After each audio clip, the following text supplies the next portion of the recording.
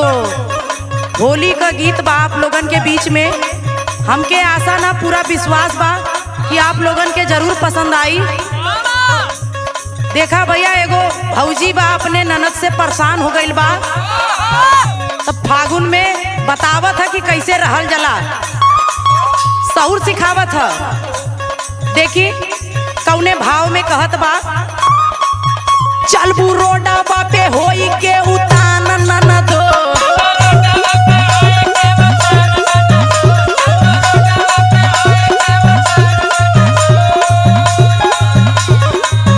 चलबू रोडा बापे होई के उतान ननदो, कटी होलिया में चोली के चलान ननदो।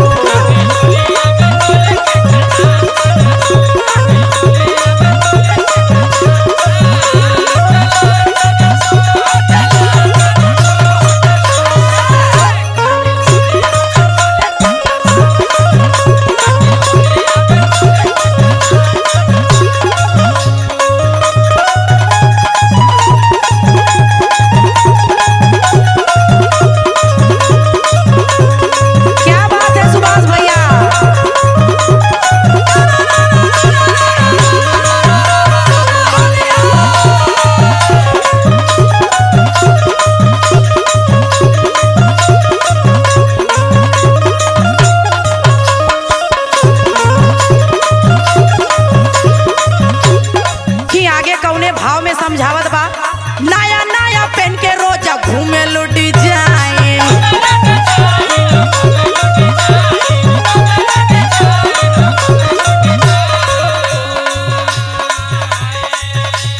देखी कौनो रड़ुआ नंदो कह दे धई के साइन,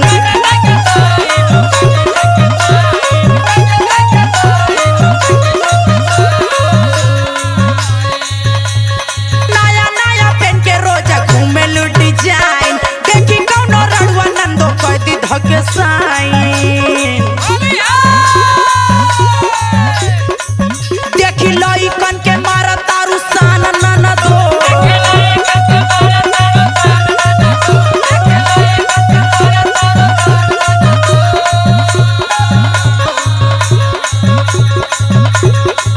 देखी लइकन के मारा तारू सान ननदो, कटी होलिया में चोली के चलान ननदो।